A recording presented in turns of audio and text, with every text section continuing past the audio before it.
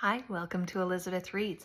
We are now on chapter 25 of Jemima Small versus the Universe. Let's find out what copper alloy is about. In science that afternoon, Mr. Shaw was demonstrating photosynthesis using a torch, a pot plant, and a mini watering can when the school receptionist knocked on the door. "Do you have Lottie Freeman and Jemima Small in here?" She held out two bright yellow A4 envelopes. "A special delivery from Brainiacs. I thought you might want them for the weekend. I expect you've got some revising to do." Yes, Mr. Shaw said. "Wonderful. Come up here, girls." Immediately, my heart sank. Standing at the front of the class was bad enough, but standing next to Lottie, who weighs approximately 5,000% less than me, was mortifying. I slid off my stool and stood as close to Mr. Shaw's desk as I could, feeling it digging into my side. "Congratulations," Mr. Shaw said, indicating to everyone to give us a round of applause. Miki whooped and cheered from behind his textbook. "May I wish you every success. You've still got a few weeks to revise, I take it." "Yes, Mr. Shaw. May I wish you every success too, Jemima?" Lottie said loudly, then whispered as we went to sit down. "Hopefully you won't embarrass the school by getting through."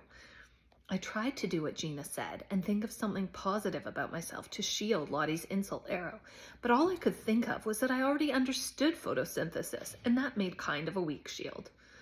At the end of the lesson, as everyone was tidying equipment away, Miki whispered, "Hey, my mom just sent me this. Look, you're on the school website." He handed me his phone. It was the picture they took in assembly on Monday. I was standing in between Lottie and Noah Chamberlain, the boy from year 7 who'd got through. Mrs. Savage was smiling proudly behind us. I felt sick looking at it. I zoomed in on Lottie's body, then on her hair wrapped into a perfect bun. If Mrs. Savage could pick someone to represent our school on Brainiac, she'd choose Lottie. No offense to Noah Chamberlain, but he wasn't even smiling.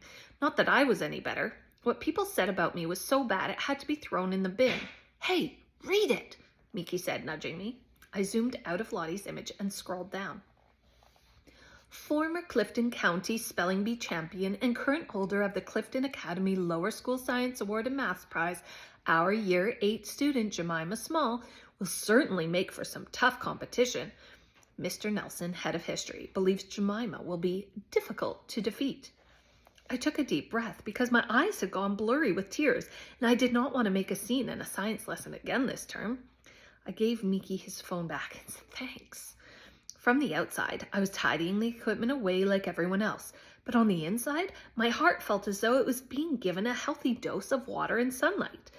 I thought back to what Mr. Nelson had said to me that day in the library, how he'd phoned my dad to make sure I took the Brainiacs test. Mr. Nelson believed I could make it onto the show, but more than that, it was like he actually wanted me to. As I collected the textbooks from our bench, I noticed Lottie sitting down while Alina and the rest of her group tidied away, and I thought that unless Mr. Nelson was completely deranged, which was actually possible considering the Yoda impression he'd done in form that morning, he didn't think I'd be an embarrassment to the school at all. That weekend, I was in my bedroom trying to memorize 60 cards in a row when Heidi messaged me. "Take a break of studying. You heard of her?" I tapped the link and YouTube opened. A woman with bright orange hair and tattoos all the way down her arms appeared on the screen. Her body was big, much bigger than mine, and Heidi's and Maya's. She was called Tabitha Hendricks, and she used the words fat and big as if they weren't bad. Like they were just the same as strong, tall, loud, pretty. Her flame-colored bikini matched her hair, and she showed off her body to the camera, pointing out bumps and dimples and rolls like she was proud of them. Like she didn't care about me seeing. I scrolled down, 490,000 views. Like she didn't care about anyone seeing. And I could see why. She didn't look too big, or like she'd cause an earthquake, or like she'd block out the sun. Her skin glittered as though it was made out of sun particles. She looked like Eos, the goddess of the dawn, like someone who could be on the cover of a magazine or a TV show. I looked in the mirror and scooped my hair to one side. I didn't look like Tabitha Hendricks, definitely not in gray leggings and the periodic table hoodie Jasper got me for my birthday last year. It uses the symbols for nitrogen, erbium, and dysprosium to spell out nerdy. I wore it to school on non-uniform day last year, which was the day I figured out it's not a good idea to wear clothes with science jokes on them to school. I spent the entire day explaining what it meant, and how you can't spell the word fat using chemical symbols. Alina stopped hanging around with me after that. but I still like the hoodie. It's the best thing Jasper has ever got me. Last Christmas, he got me a phone case shaped like a giant cockroach. Taking that to school didn't exactly boost my popularity either. I didn't look like a YouTuber, and I definitely didn't want 500,000 people seeing me in my swimsuit. But when I looked in my mirror that night, something felt different, because for the first time in the entire history of the universe, I didn't see only the bad stuff. I took Luna's eyeliner from my desk drawer and started writing straight onto my mirror. Mr. Nelson told us ages ago about a Roman army that had used copper alloy to strengthen their shields before they went into battle. It has a high resistance to corrosion.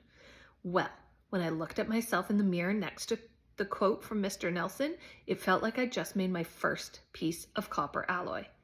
Jemima Small, difficult to defeat. That's the end of chapter 25. Join me next time. Make sure to subscribe, and then you'll know when chapter 26 comes on. Bye-bye.